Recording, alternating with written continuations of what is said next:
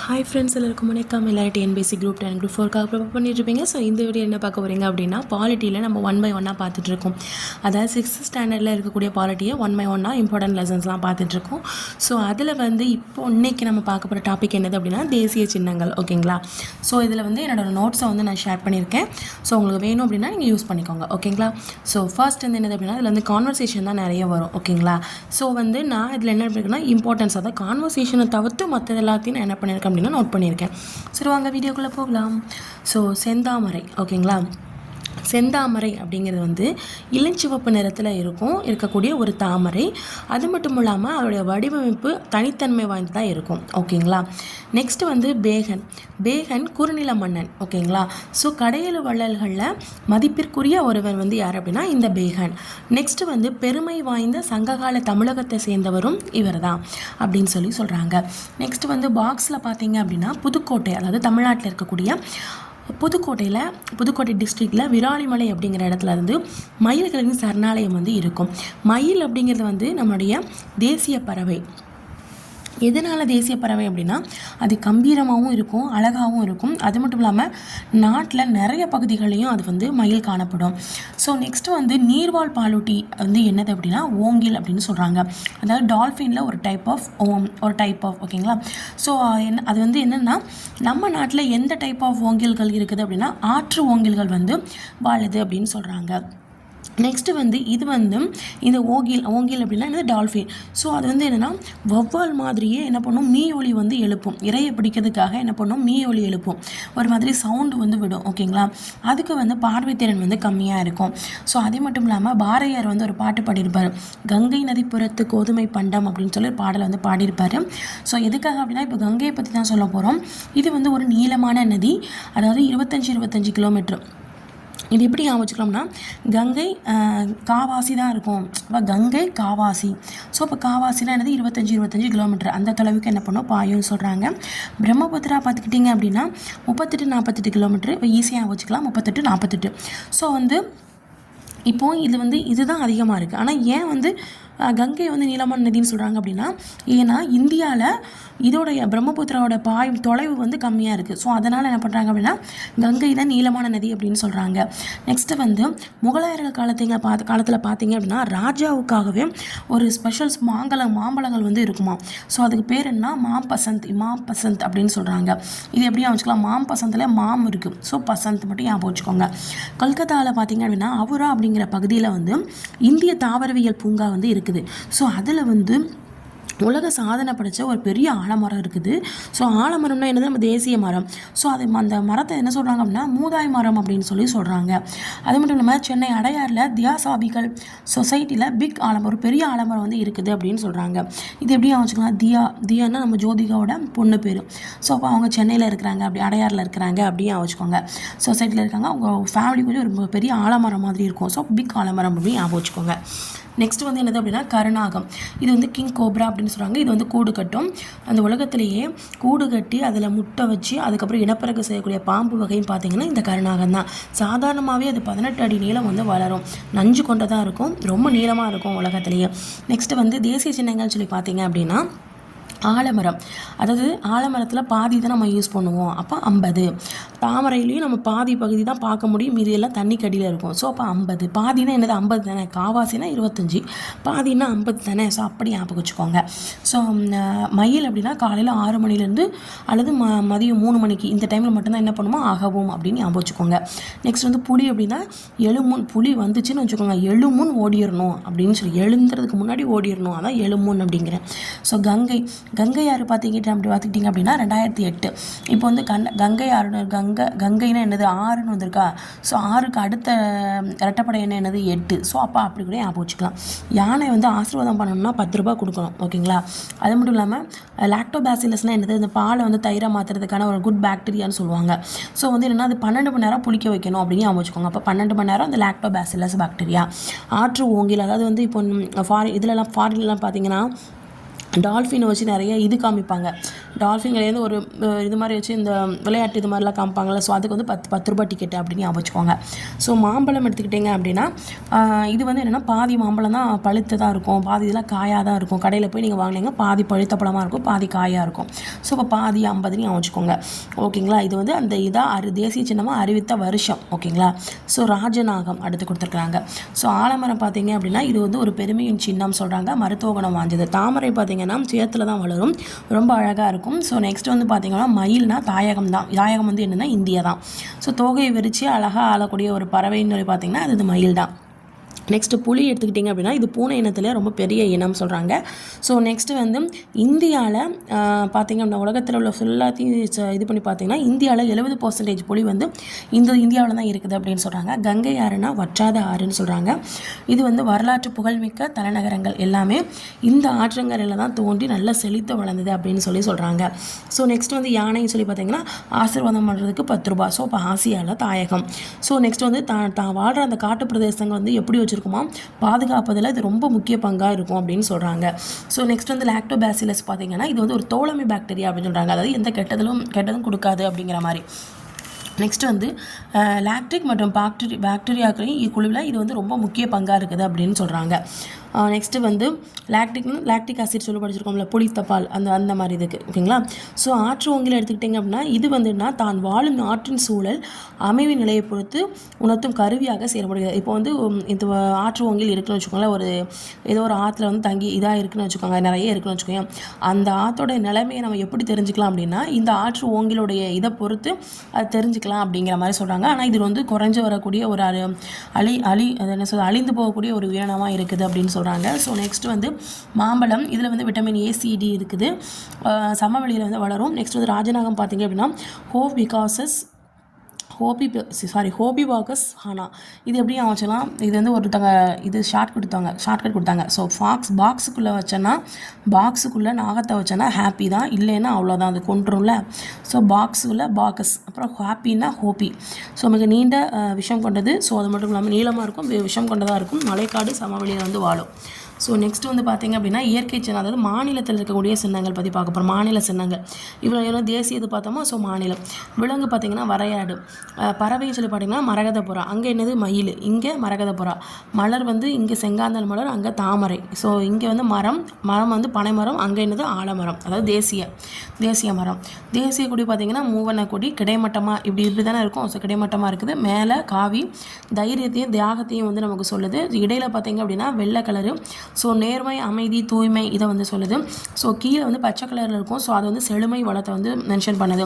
கருநீல நிறம் பார்த்திங்க அப்படின்னா அது அசோக சக்கரத்தில் 24 ஆரங்கள் இருக்கும். ஸோ அறவழிகளையும் அமைதியும் பற்றி நமக்கு வெளிப்படுத்துது.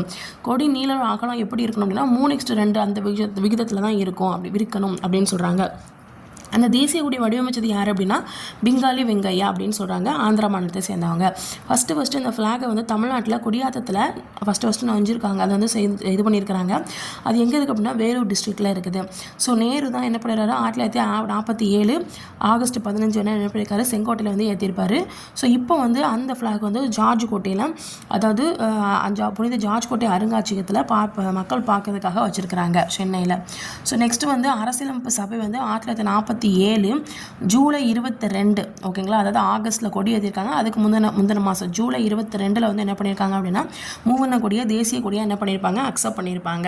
ஸோ நெக்ஸ்ட் வந்து திருப்பூர் குமரன் பார்த்தீங்க அப்படின்னா இவர் ஈரோடு டிஸ்ட்ரிக்டில் சென்னிமலை அப்படிங்கிற இடத்துல வந்து பிறந்திருக்கிறாரு. ஸோ ரொம்ப யங்கான இவர். ஸோ விடுதலை போராட்டத்தில் வந்து ஈடுபடுற ரொம்ப ஆர்வமாக இருப்பார். ஸோ 1932 வந்து என்ன பண்ணாங்க காந்தியை கைது செஞ்சுருக்கிறாங்க. ஸோ அப்போ வந்து நாடு ஃபுல்லாக போராட்டம் நடந்துச்சு. ஸோ இவரும் என்ன பண்ணியிருக்காரு போய் பார்ட்டிசிபேட் பண்ணியிருக்கிறாரு. ஆனால் போலீஸ் எல்லாமே நிறைய தாக்குதல் பண்ணி கடைசியில் அவர் இறந்துட்டார். ஸோ இறக்குற அந்த டைமில் கூட என்ன பண்ணுறாரு ஃப்ளாகை வந்து தன்னோட கையில் வச்சுட்டு என்ன பண்ணியிருப்பார் இறந்துருப்பார். அதுக்கு அப்படியே ஸ்ட்ராங்காக பிடிச்சிட்டு இருந்திருப்பார். ஸோ என்ன சொல்கிறாங்க கொடிக்காத்த குமரன் அப்படின்னு சொல்கிறாங்க. ஸோ அவரோட நூற்றாண்டிலேயே என்ன பண்ணுறாங்க அப்படின்னா இந்திய அரசு அவருக்கு அஞ்சல் தலையை வந்து என்ன பண்ணுச்சு அப்படின்னா ரிலீஸ் பண்ணுச்சு. ஸோ நெக்ஸ்ட் வந்து இந்திய லட்சணைன்னு சொல்லி பார்த்தீங்க அப்படின்னா இந்த 3 சிங்கம் 4 சிங்கம் இருக்குல்ல. ஸோ அதுதான். ஸோ சொல்லி பார்த்தீங்க அப்படின்னா சாரநாத் அசோகத்தூணில் வந்து உச்சியில் 4 முகம் கொண்ட சிங்கம் வந்து இருக்கும். ஸோ வந்து இது எப்போ அக்செப்ட் பண்ணாங்க அப்படின்னா ஜனவரி குடியரசு தினம் வந்து அக்செப்ட் பண்ணாங்க. ஓகேங்களா, இந்த ஃப்ளாக் வந்து சுதந்திர தினம். ஓகேங்களா, 1947 ஆகஸ்ட் 15 அந்த தேசிய ரச்சனை வந்து ஜனவரி 26 1950 குடியரசு தினம். ஸோ அடிப்பகுதியில் சத்தியமேவ ஜெயதே அப்படின்னு எழுதியிருக்கும். ஸோ அதுக்கு மீனிங் வந்து என்னதுன்னா வாய்மையே வெல்லும். இது வந்து ஒரு தர்ம சக்கரம் அப்படின்னு சொல்கிறாங்க. ஸோ இது எங்கெங்கெல்லாம் இந்த சக்கரம் அந்த நான்முக சிங்கம் அது இருக்கும் அப்படின்னா, ஒன்று காயினில் ரூபாயில் நோட்டில் வந்து பார்த்துருப்பீங்க, காயினில் ₹1 ₹2 பார்த்துருப்பீங்க, பேக் சைடில் இருக்கும். அப்புறம் கடவுச்சீட்டு, அதுக்கப்புறம் ஏதாவது இந்திய அரசுடைய அலுவல் முறை சம்மந்தமாக ஏதாவது கடிதம் இருந்துச்சுன்னா அதில் அந்த முகப்பில் வந்து இருக்கும். ஸோ நெக்ஸ்ட்டு வந்து என்னென்னா, இதோடைய மேல் பகுதியில் பார்த்தீங்கன்னா 4 சிங்கங்கள் இருக்கும். ஆனால் 3 தான் நமக்கு தெரிகிற மாதிரி இருக்கும். ஒன்றுக்கு பின்னாடி இருக்கிற மாதிரி இருக்கும். வட்ட வடிவ பீடத்தில் வந்து இருக்கும். அதே மாதிரி அடிப்பகுதியில் பார்த்தீங்க அப்படின்னா யானை, குதிரை, சிங்கம், காளை இதெல்லாமே இருக்கும். யானை பார்த்தீங்கன்னா ஆற்றல் மிகுந்த விடுது. ஸோ அதனால் யானை வச்சுருக்காங்க. குதிரை வந்து வேகமாக இருக்கும்.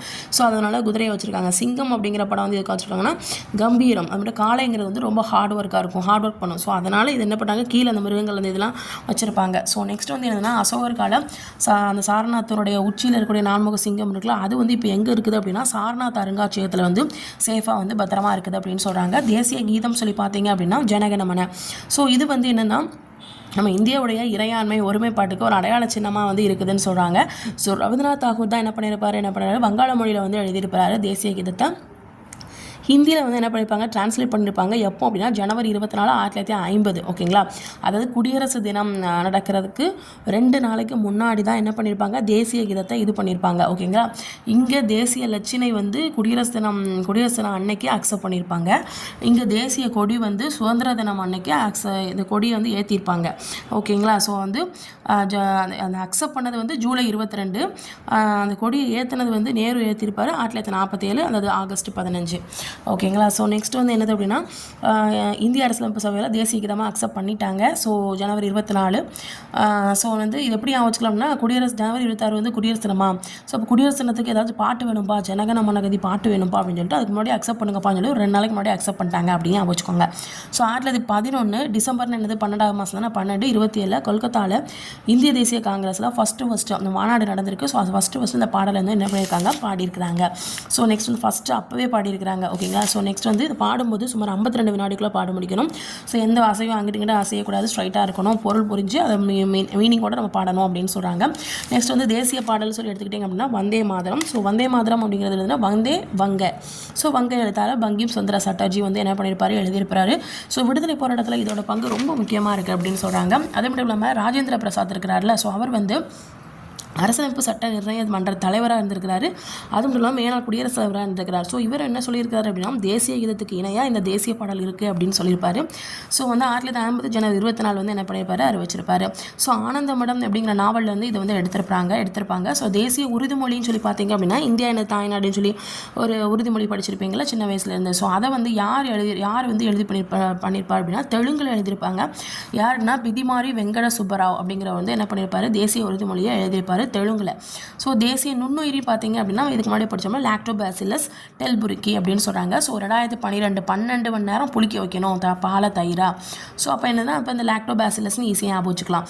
ஸோ நெக்ஸ்ட் வந்து என்னது அப்படின்னா, தேசிய நுண்ணுயிரின்னு சொல்லி பார்த்தீங்க அப்படின்னா, அதாவது 12 மணி நேரம் தயிரை வந்து பாலை வந்து புளிக்க வச்சுட்டிங்க அப்படின்னா தயிராக மாறிடும் அப்படின்னு ஞாபகம் வச்சுக்கோங்க. ஸோ 12 ஸோ பாலை வந்து தயிராகிடுச்சு. அந்த அந்த அந்த நுண்ணுயிருக்கு பேர் என்னதுன்னா லாக்டோபாசிலஸ் டெல்புரிக்கின்னு சொல்கிறாங்க.